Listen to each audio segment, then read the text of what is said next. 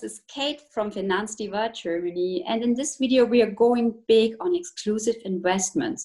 Today I'm welcoming Mr. Aeneas Bastian. He's an expert in the world of fine arts. Mr. Bastian, I would like to know, when did you start collecting arts and why?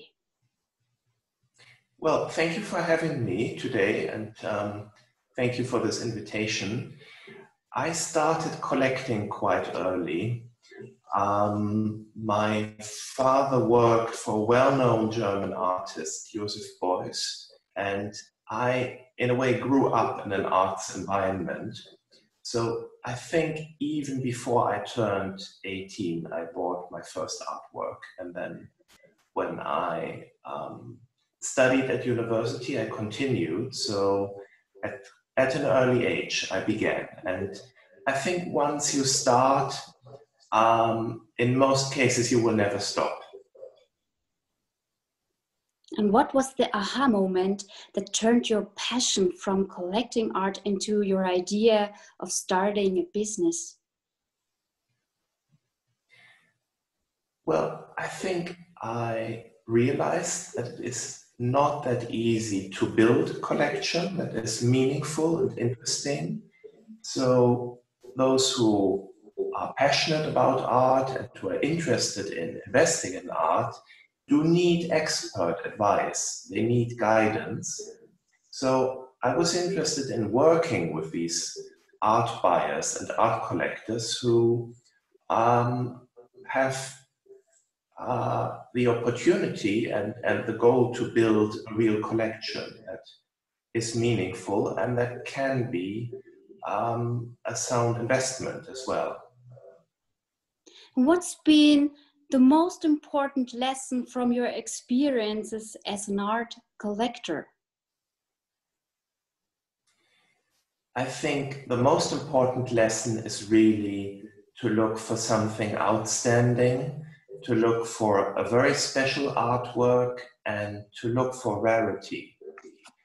We have seen, for instance, that you can find prints at fairly low prices, very reasonable prices, but due to the high edition numbers, the amount of copies that were printed, these prints will probably never increase in value because they are just not rare enough. So I think my lesson is really to look for something special, and when you're new to the art world, don't make a quick decision, but think about different options you have. Besides Berlin, you just opened another subsidiary in London's exclusive city district, Mayfair. What made you launch another shop? Well, I think London, and in particular the city centre of London, the Mayfair area, really is the center of the European art market, more so than Berlin. And therefore, I felt it was important to have a presence there, not just an office, but an actual exhibition space. And well, I'm very happy to have added this new space. This year took some unexpected turns when the coronavirus hit the world and its economy. People worry that there might be a big inflation coming, so they start buying gold and silver. Is art a safe haven investment as well, and why?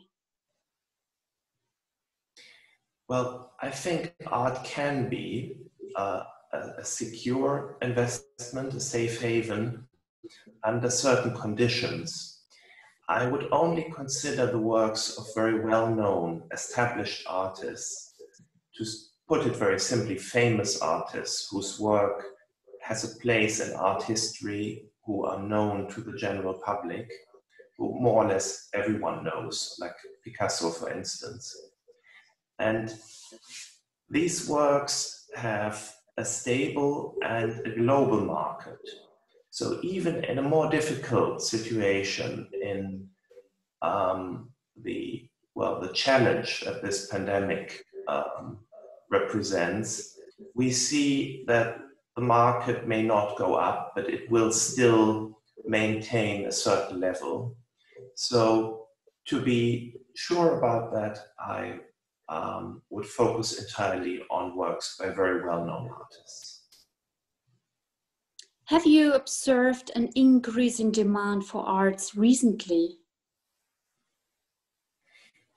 Well, I would say that the art market has shifted.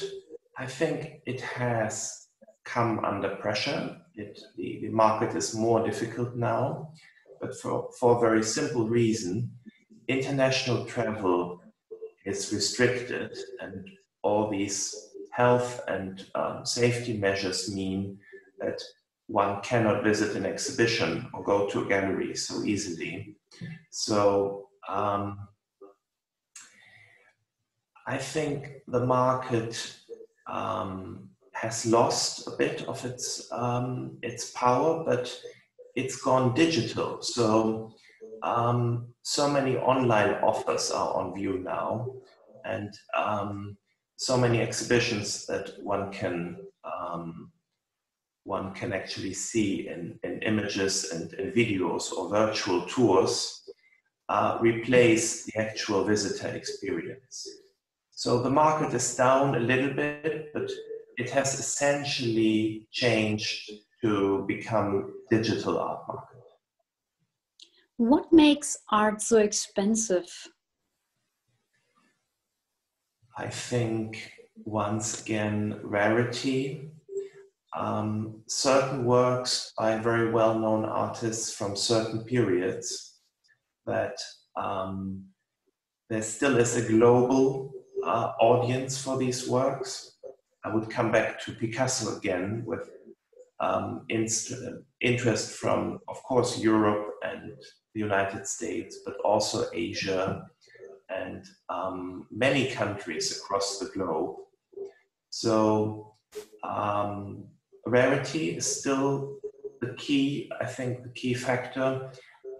Condition, that should not be forgotten. The work has to be in excellent condition to have a high price target. It has to be new to the market. We can see that works that have been offered many times by galleries or at auction, that are very well known and have not sold, will lose some of their value. Is it possible to invest in art without being rich? Yes, very clearly. I should say it is possible. And there's no need to have a huge budget. So I think with an amount that is a four-figure amount, I would say from 1,000 euros or so, one could make a meaningful investment. So there is a way to start, and there is no minimum investment that would be very high. I'm absolutely certain about that. Which artist do you respect from beyond the world of arts? And why? Well, I personally respect Ai Weiwei, the Chinese artist, who has, I think, been something of a prophet, criticizing his native China and including political criticism. But then he moved to Europe, he came to Germany and moved on to the United Kingdom. And he's also criticizing the West. So we thought we would have an artist, an important Chinese artist, come to live in Europe and very much embrace European culture. But we realized he's still something like an outsider. So he's also looking at things that he finds need to be improved in the West. So he always keeps that distance, and I have great respect for that total independence and freedom that he expresses. Picasso, Warhol, or Banksy? Which artist is a must-have in a collector's portfolio? Well, I wouldn't impose any artists' names, but I would certainly recommend Picasso and Warhol. These are the two artists who have really changed the face of modern art in the 20th century. So I would say art can never be the same now. It has gone through this radical change, and only these two artists, Pablo Picasso and then Andy Warhol in New York in the US, have been so radical and have given a new meaning to art, I think. Pre, during, or post-economic crisis, when is the best moment to buy arts? Well, I think there are opportunities now with an art market that is slightly weaker than it used to be. There is one disadvantage, of course. It is quite difficult at the moment to view works. And I still strongly recommend that unless you know an artist's work very well, to see the original, to go to a gallery or a showroom and really have a personal viewing and not just rely on an image or a photo in a book. And even a film or a high-res photograph don't really replace seeing the original work. So it is a good moment now, except for this downside of the difficulty of arranging viewings at the moment. What would be your top advice for beginners who plan on investing in arts? Well, I think look at as much art as possible and get some expert advice. And I would not buy something I don't like. If you get familiar with an artist's work and somehow, personally, you don't like it, I would not buy it. I would only go for something that I would also be comfortable living with. Mr. Bastian, I would like to thank you for the interview. We hope you liked this video, and please give us a thumbs up if you want, and hope to see you soon on Finanzdiva TV. Bye-bye. Thank you very much, Katja Eckert. Thank you. Bye-bye.